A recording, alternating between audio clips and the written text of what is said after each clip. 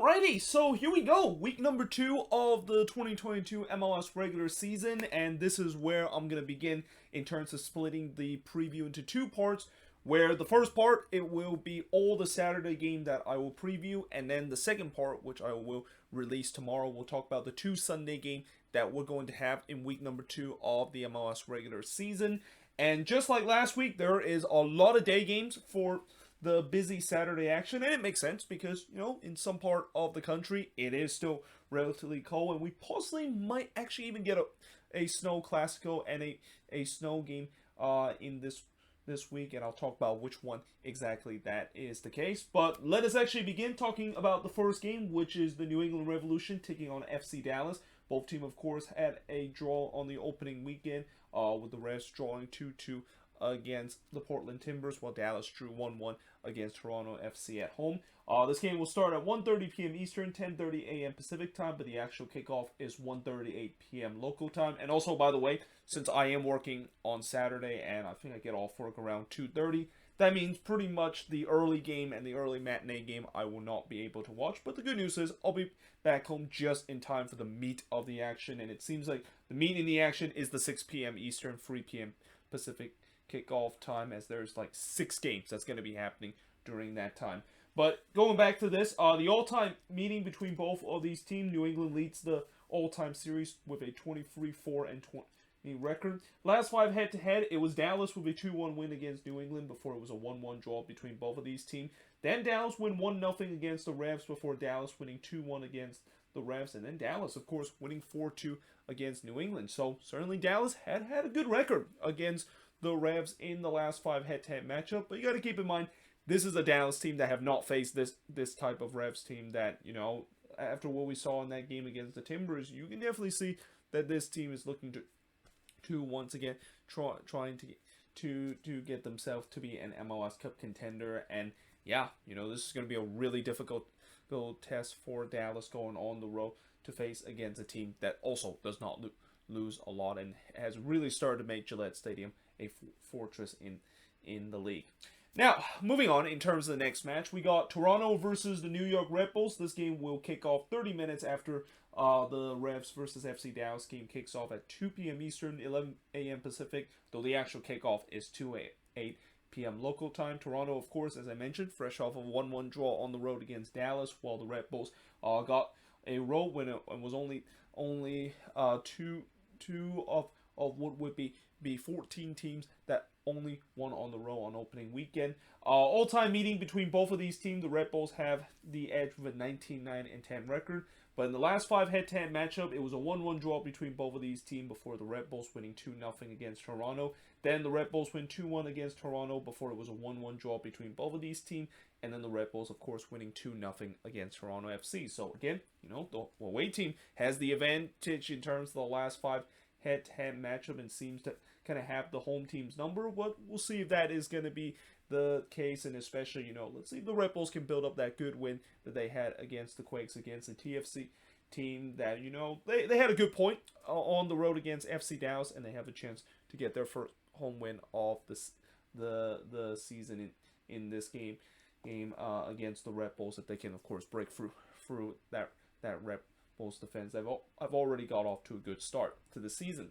But now moving on, in terms of the next match, is Sporting KC versus the Houston Dynamo, and this is going to be the unfortunate game of the week because this game is going to be on Twitter and 2DN, and I wonder what's going to happen this time. That makes me a little bit disappointed, or actually, disappointed is an understatement, but pretty upset in terms of how is Twitter going to screw this game up, whether deciding not to show this game whatsoever or once again being late in terms of showing the coverage of this game. By the way, I was also listening to Extra Time Radio while I was writing the board, and I think one of the personnel and actually the host of the show, Andrew Weeby, says that he actually liked the fact that these Twitter streams are good and that the broadcast is doing well in the pregame and stuff. Now, I've never watched the pregame of these 2DN or Twitter. I think these are like the Spanish pregame show, but yeah, Andrew Weeby, I don't know if you ever watch Twitter stream ever, or I understand that you're trying to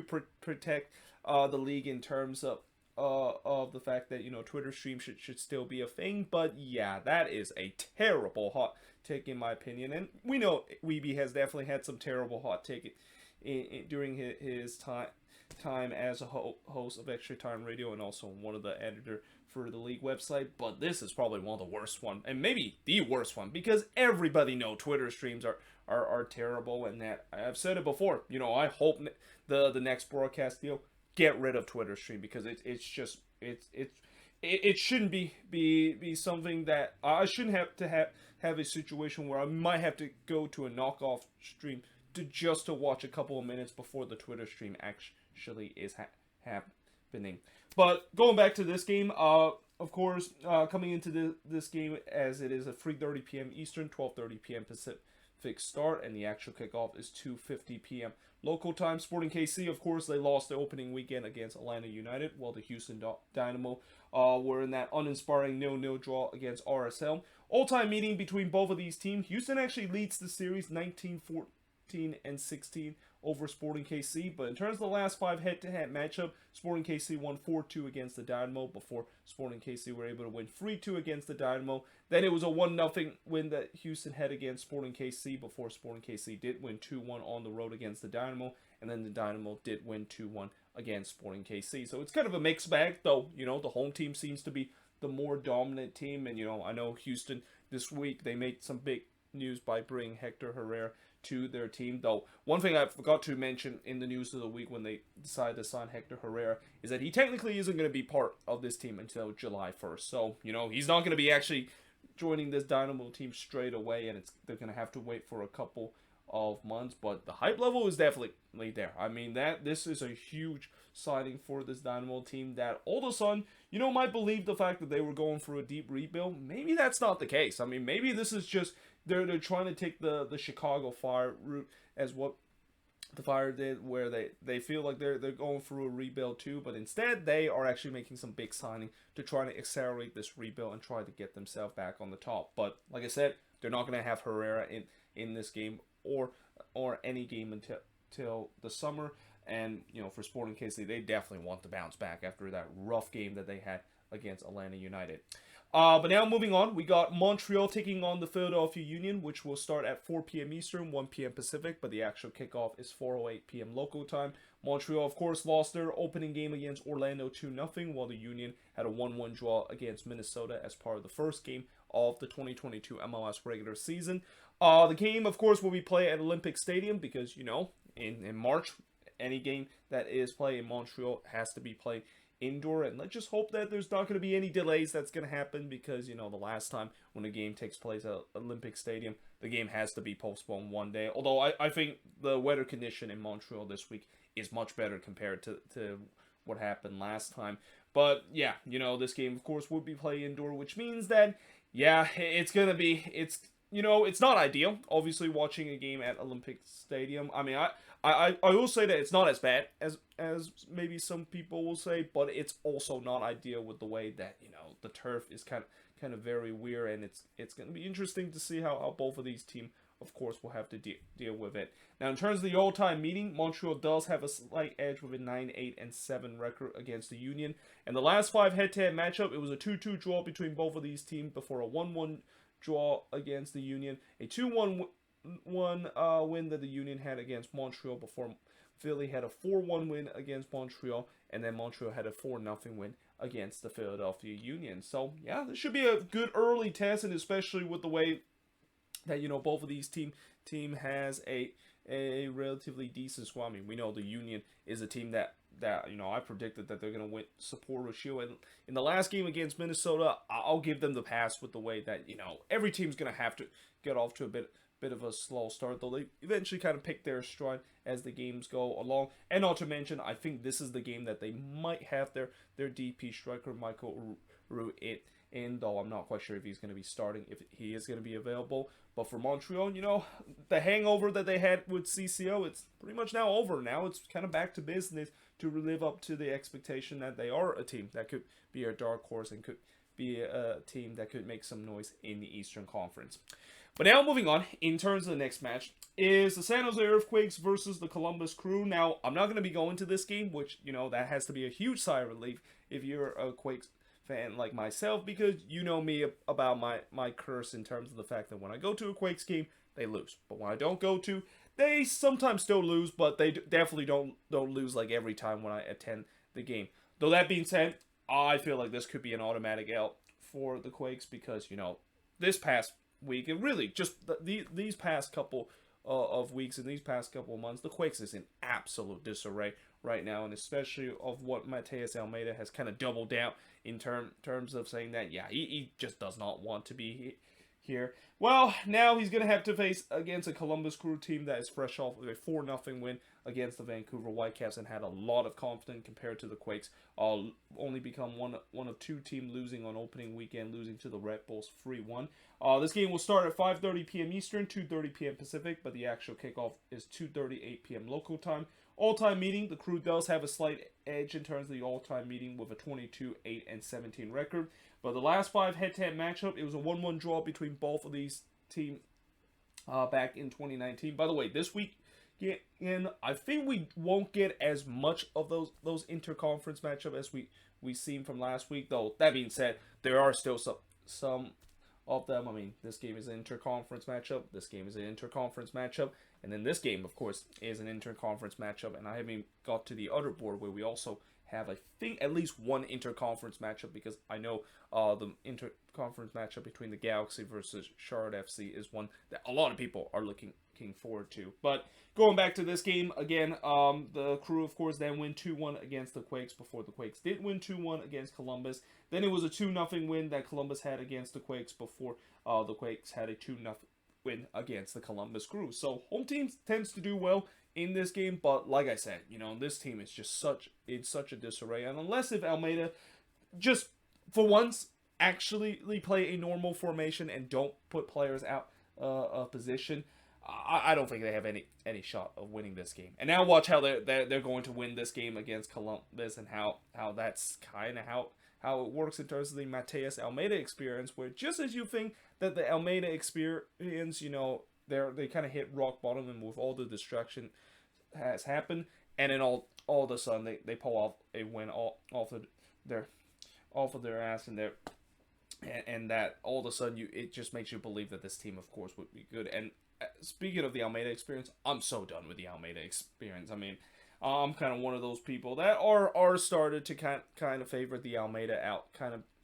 of train, and that train is definitely gaining a lot of steam if the Quakes continue to be disastrous as the season goes along.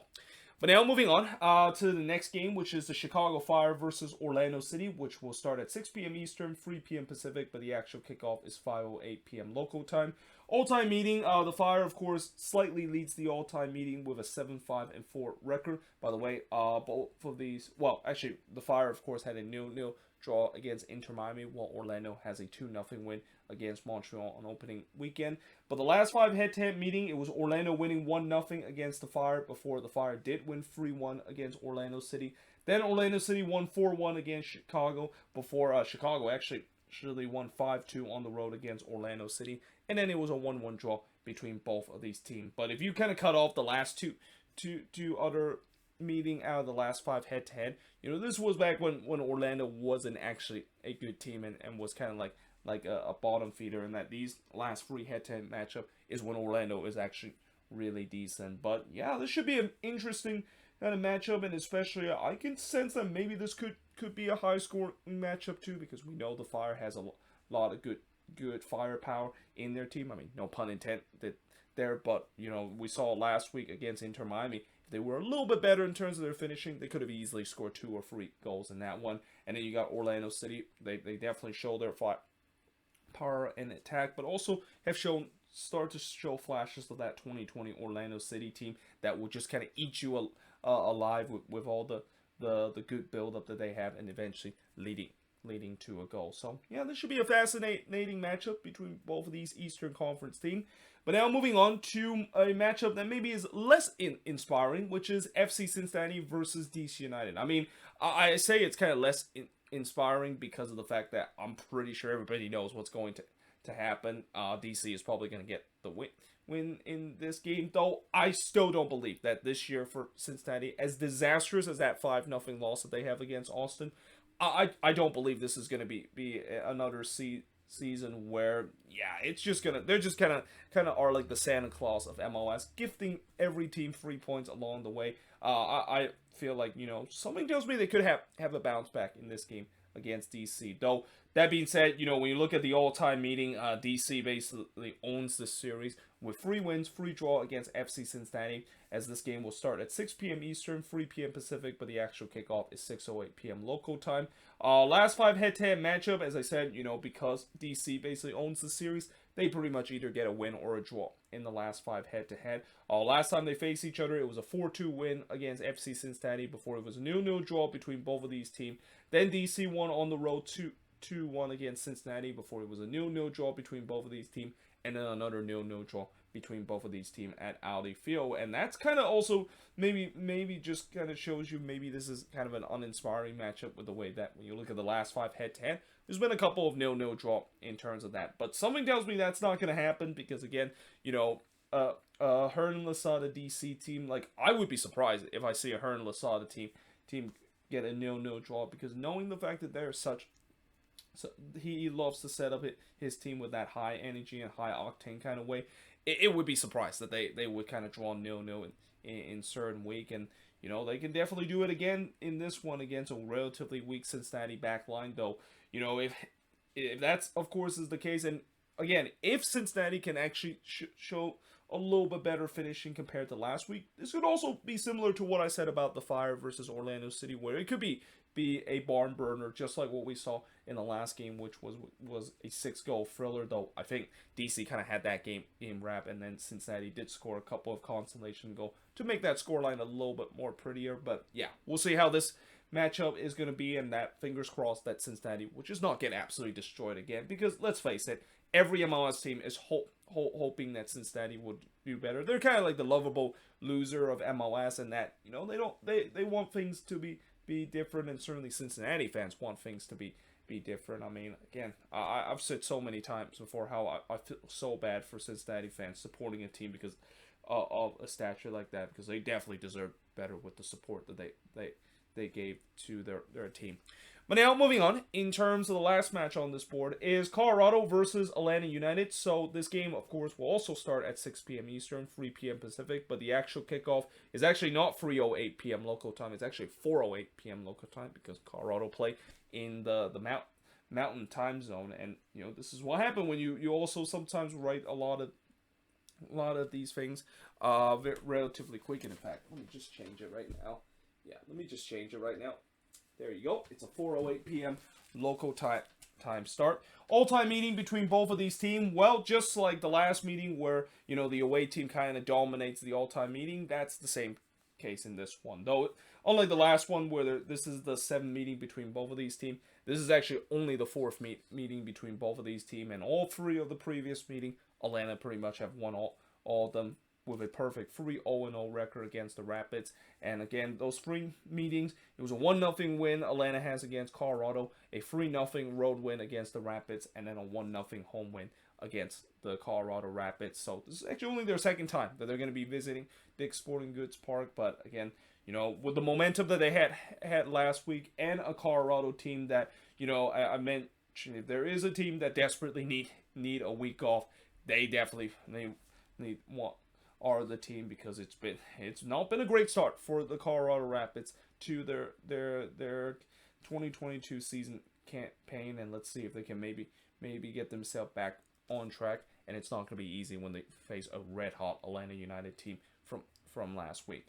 But that being said, I am now going to switch boards and look at the last 4 games that's going to be happening in the Saturday action. So next up, we got RSL versus the Seattle Sounders, aka the Albert Rusnak Derby, aka the rematch of last year's first-round Western Conference matchup. That is definitely going to be live up as one of the most infamous Western Conference first-round matchup in recent history, all because of a huge upset that RSL caused to Seattle on the road, and also them becoming the first team ever to win a playoff game despite register exactly 0 shot for the entire 120 minutes. Now, this game, of course, as I said, 6 p.m. Eastern, 3 p.m. Pacific start. The actual kickoff is 4:08 p.m. local time.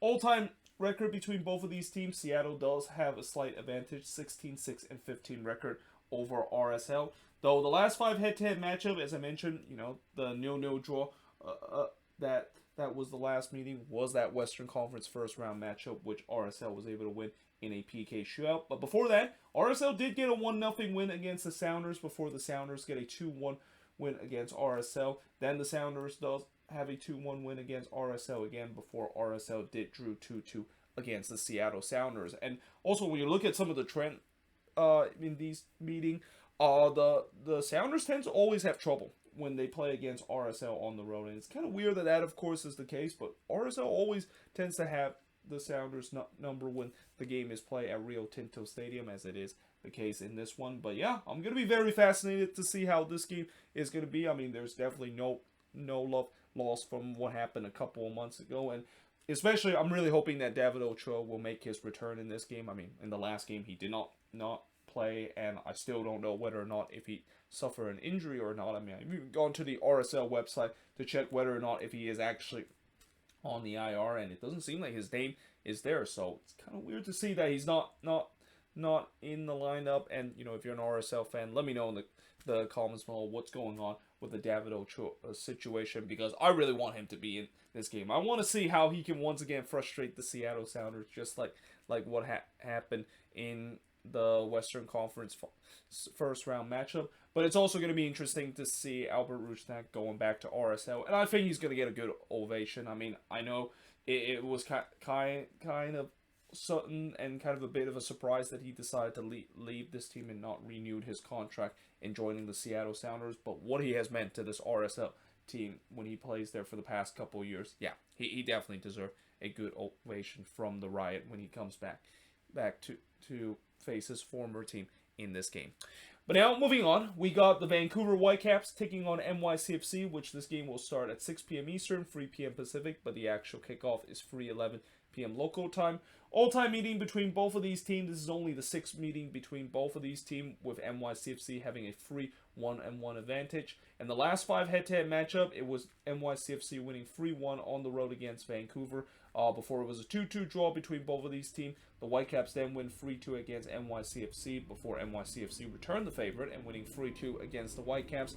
And then the Whitecaps, of course, or NYCFC getting a 2-1 win again against the Vancouver Whitecaps. Almost said the opposite. I almost said the Whitecaps got a 2-1 win against NYCFC, when that, of course, is not the case. And also, I didn't write the record between both of these teams. The Whitecaps, of course, they were part of a game where they definitely don't want to remember, where they lost 4-0 against Columbus and didn't really show up. While NYCFC, they also kind of were part of the CCL hangover after losing 1-0 against the LA Galaxy. So certainly both teams are looking to try to bounce back, but something tells me NYCFC might be the one that has the better chance to bounce back, because yeah, for the Whitecaps, the last thing you want to do when you just face a good team on the road again, that is Columbus, is now face another good team. Though the good news, I think, for the Whitecaps is that at least this game is playing at BC Place, and one thing we know about Vanni Sartini team is that they are almost unbeatable at home. Like, they only lost once last season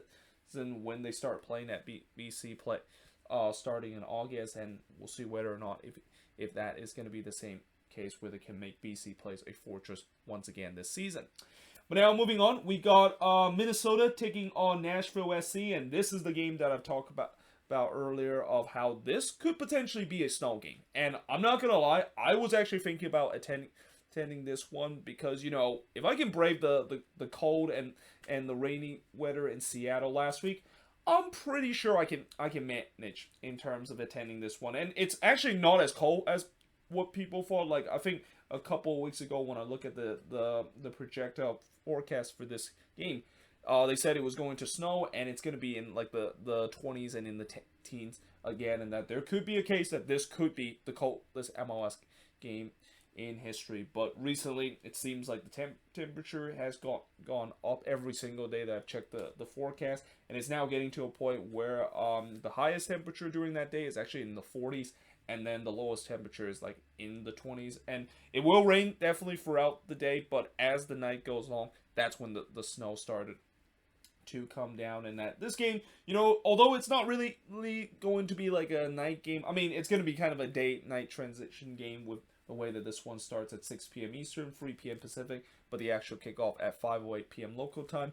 As the sun goes down, it's definitely going to get cold, and that's also maybe a chance where we are actually going to see a snow game, because you know me, I love watch a snow game. And that, yeah, this could be a case again. And for the second week in a row, Nashville could be going on the road to face against the team in inclement weather. And if there's one thing I will say about Nashville, is that it doesn't seem like they're inclement weather phased them whatsoever. I mean, in the last game against the Sounders, when they had to face a game that was pretty much raining throughout the entire game, they played perfectly. So I don't think it's going to be an issue, even if they're going to be playing in the snow. And I know, playing in the rain is definitely completely different than playing in the snow, but I just have a feeling this team is going to do well. And especially, I feel like for Minnesota and for the Loons, I mean, yes, they got a good 1-1 draw against the Philadelphia Union, but this is even going to be a tougher test. And I know they're also at home in this game. And by the way, the only meeting between both of these teams came in 2020 when it was a 0-0 draw between both of these teams. But as I said, I know that they got an impressive 1-1 draw against the Union, but Nashville is a complete different animal in that. Yeah, this is going to be a tough game, and especially it seems like the Loons have also already suffered some early season injury crisis, and the fact that I've heard that Kervin Arriaga, who arguably could be the man of the match in that last game against the Union, he's not playing in this one. So I'm assuming most likely Dotson is going to come back in that role with Will Trapp, though I have heard that there is some good news with the way that Chase Gaspard could be back in this game, and also Romain Métanire could be back in this game too. So it won't be a makeshift backline like what we saw in that game against the Philadelphia Union. But something tells me this is a game where it could be a low-scoring game, and it could be a game where if Minnesota can pull off a victory, then yeah, this is it would definitely once again give more confidence to the fan base, and definitely to me, the fact that maybe this team can actually get things going. Because remember, they've already picked up more points than they did in the combine of the first 4 games of last season, when we talked about how disastrous last season was with this team.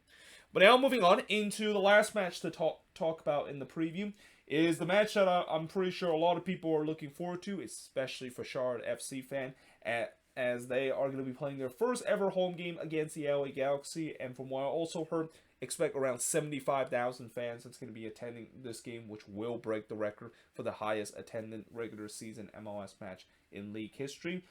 This game, of course, will start at 7:30 p.m. Eastern, 4:30 p.m. Pacific, but the actual kickoff is 7:55 p.m. local time. And I appreciate the fact that Fox decided to have that as the kickoff time, because with just so many 3 p.m. games that I'm watching, I mean, I might miss like maybe the first couple of minutes of this, depending on all these 3 p.m. game is eventually going to finish. But I'm glad the fact that at least the kickoff is going to be in a way where I might miss first couple of minutes game, but it's going to be kind of like a standalone game as a marquee kind of national televised game for that Saturday evening.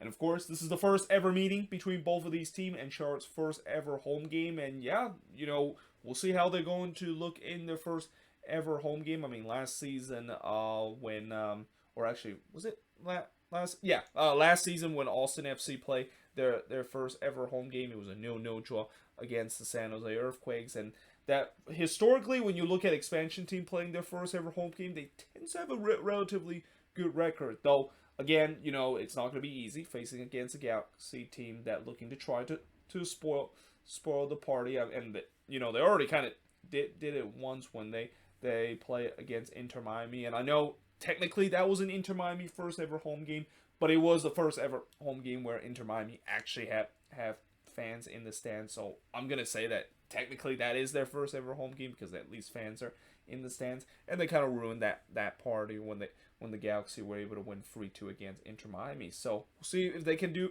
the same thing in this one against Charlotte. But for Charlotte, there is a chance that they can get their first ever win in MLS, and especially get their first ever goal in MLS.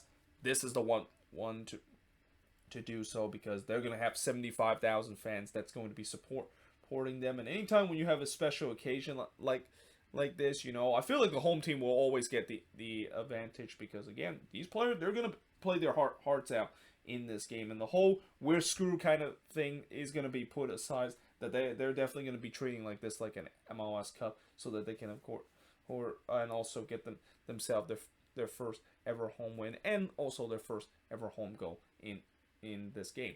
But yeah, either way, hope you guys enjoyed this video. If you do, make sure you guys leave a like, smash the subscribe button. Let me know in the comments below what do you think of these 4 games and also the other 8 games that I've talked about on the other board. And also let me know in the comments your prediction for these 12 games that's going to be happening on Saturday. And again, tomorrow I will do the preview of the Sunday game where there's actually only going to be 2 that's going to happen. So that's going to be a relatively short preview. But until then, hope you guys enjoyed this video. If you do, make sure you guys leave a like, smash the subscribe button, and yeah, I of course will see you guys next time.